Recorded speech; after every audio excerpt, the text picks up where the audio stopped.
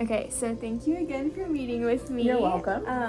Do you mind stating your name and where you work?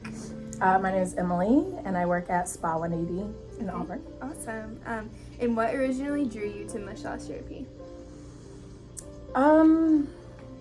Honestly, it was the guarantee of a job because I had been thinking, I was a bartender at the time, and I had been thinking about it, and then I mentioned it to my CrossFit trainer, and she said, "Oh my gosh, if you get your license, I would hire you here." And I was like, "Cool." Amazing. And so that was my first steps into it. But since then, it's been a lot more fulfilling than just a job. So. Okay, amazing. And then, where did you go to school?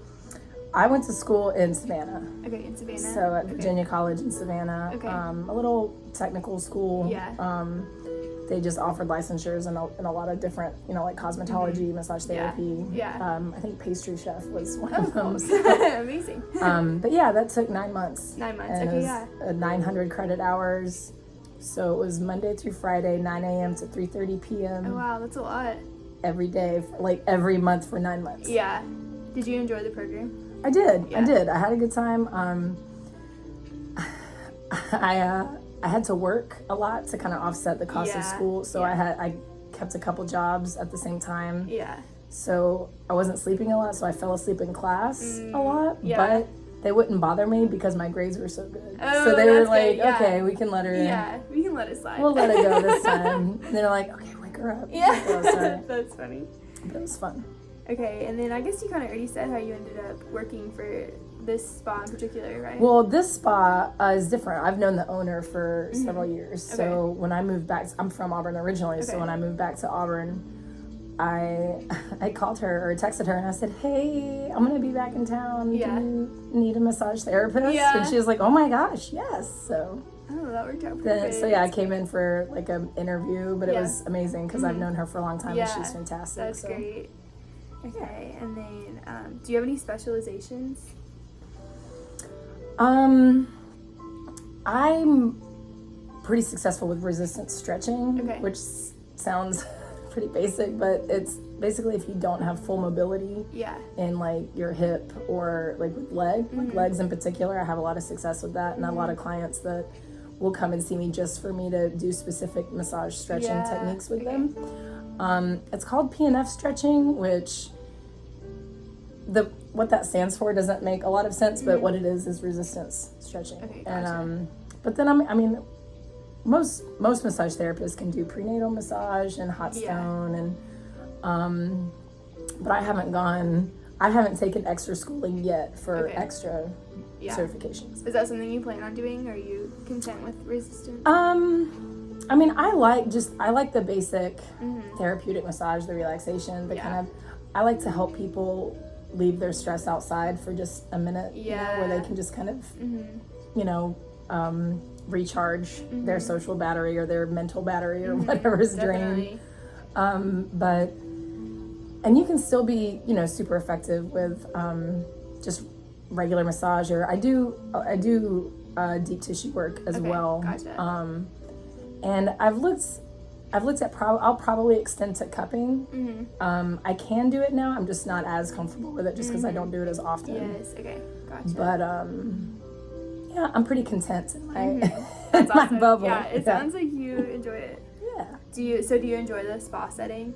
Absolutely. Yeah. I've worked in Savannah. I worked at the Westin, and that's a very high end, like fancy spa, and that was very cool. But I didn't have the regulars, like the regular clientele base. Yeah. And I really like that here. We have a lot of couples that we see once a month. Cool. Yeah.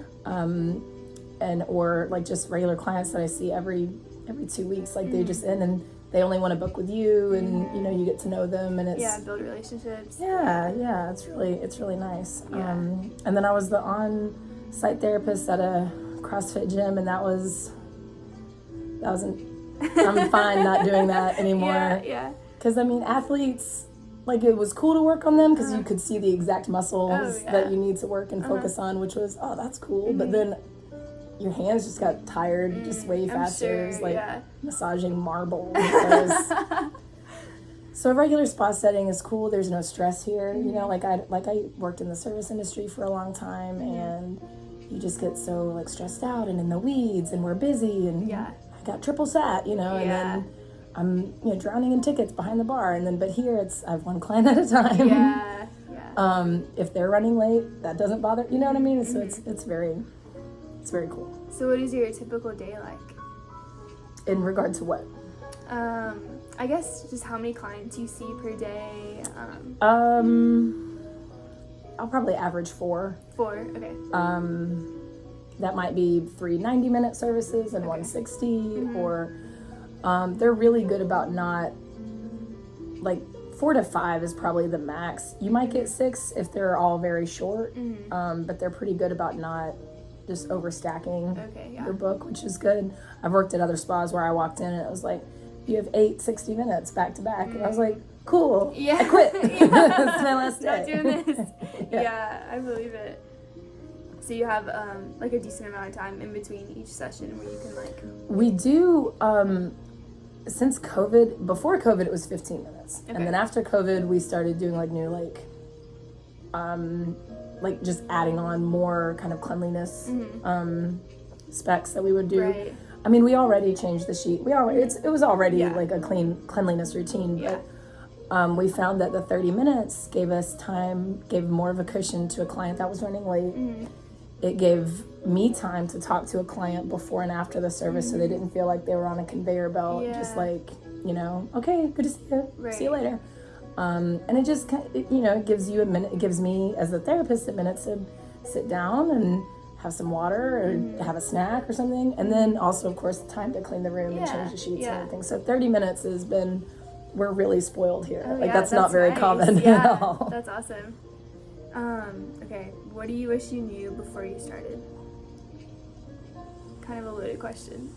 Oh, I wish I knew before I started just massage school, period. Yes.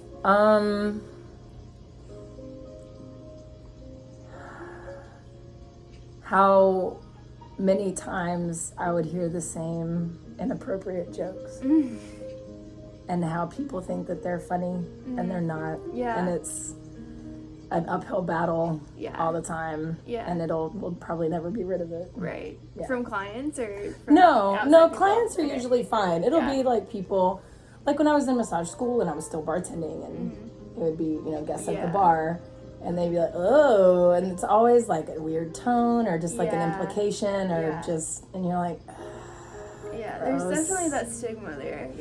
There is, and that's why we're very specific to refer to massage therapists as massage therapists. Yes. We don't use masseuse anymore. Okay, gotcha. That was kind of overtaken by people in the sex worker field. Okay. And so they kind of claimed that word, and so to differentiate ourselves as more of a licensed professional than we're massage therapists. Okay, gotcha. Yeah, so I try to like very politely correct people, and they're like, "Oh, you're a masseuse." I'm like, "Yeah, I've been a massage therapist for 6.5, 7 years." And they're like, "Oh." Yeah. So I mean, you don't know until you're told, because of course can't watch Friends without Phoebe is a masseuse and talks about being a masseuse, and it just like drives me nuts. Yeah. Okay, last question. What technique do you find most beneficial for overall healing? What massage technique?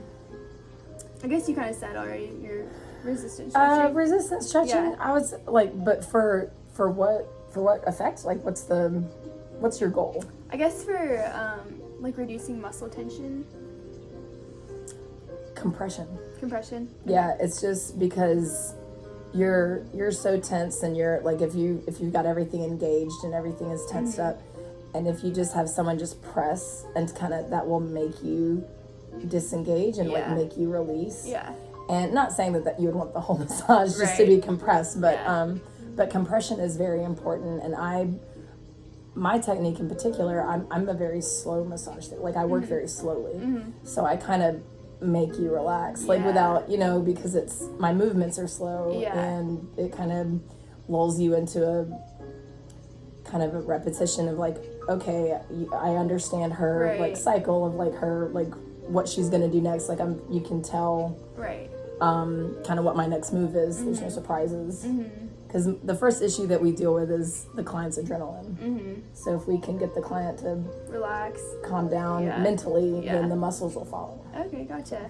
Have you seen benefits from cupping at all? Just from like other people you work with? I know you said you had well, I've had it done to me, and it's very cool because it doesn't hurt. It feels like, and like visually you can imagine just someone holding like a big fish and just like kissing your back, and so it's pretty cool like that, and it leaves the marks on there, which is neat, but they don't like, they look like bruises, but they're not bruises. So like you touch them and it doesn't hurt. You're not in pain. Yeah.